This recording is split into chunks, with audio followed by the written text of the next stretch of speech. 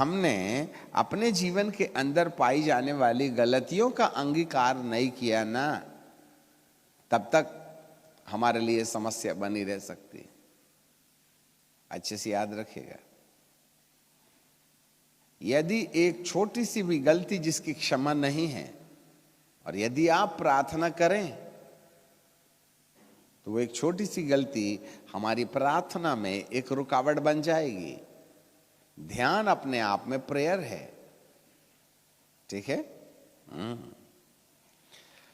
तो इससे पहले कि आप प्रार्थना में जाएं, इससे पहले कि आप ध्यान में जाएं, इससे पहले कि आप अपने मन को खाली करें, इससे पहले कि आप अपने मन को परमेश्वर से जोड़ने का प्रयास करें, सबसे पहली और बड़ी जरूरत ये होती है कि हम अपनी अपनी गलतियों की लिस्ट एक बार बनाएं।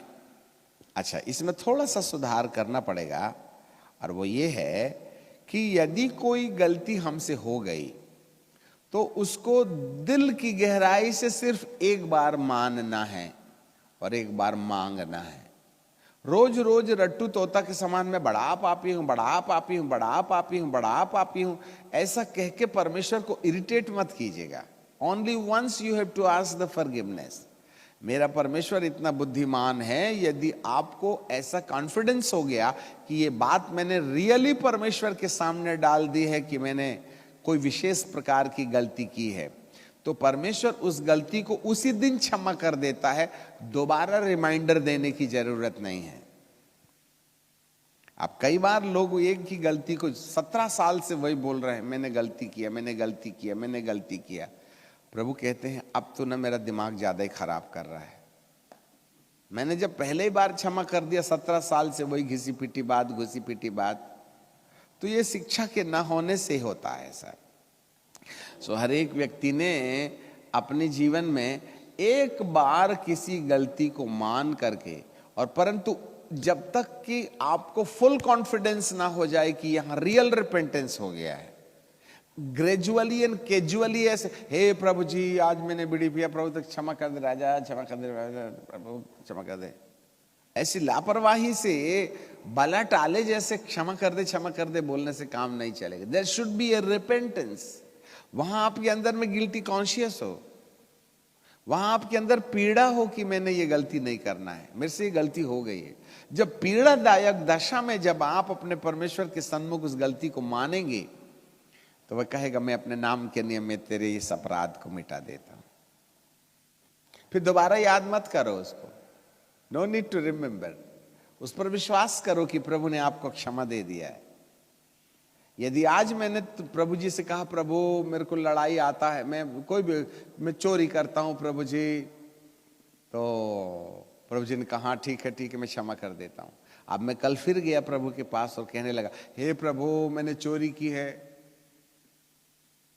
तो आपने कल वाली प्रार्थना को दूसरी वाली प्रार्थना के द्वारा कैंसल कर दिया। कल नहीं सुना था इसलिए फिर आया हूं।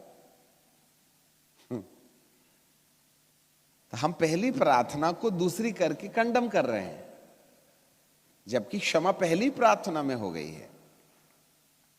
तो जब आपने पहली प्रार्थना में ही क्षमा मांग लिया है, तो दूसरे बार आपको धन्यवाद देना है, आपको विश्वास करना है कि प्रभु ने मेरे पाप क्षमा कर दिए हैं।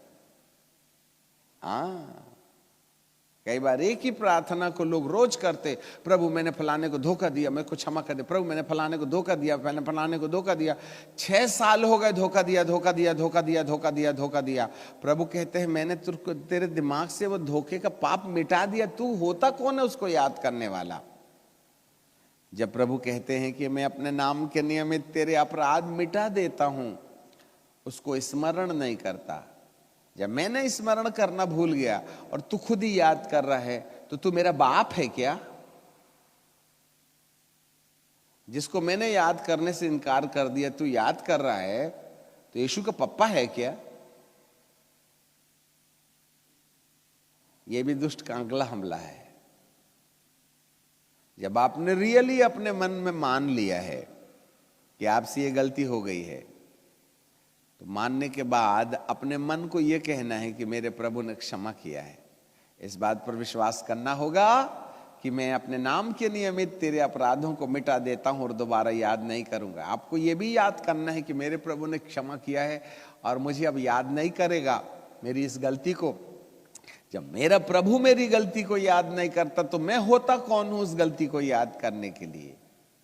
उसी समय आपका मन जो गिल्टी कॉन्शियस में है वह आप बिल्कुल फ्री हो जाइएगा। और जैसे फ्री हो जाइएगा पवित्र आत्मा कहेगा अभी टेंशन फ्री वाले दिमाग में आने में अच्छा लगता है मुझको।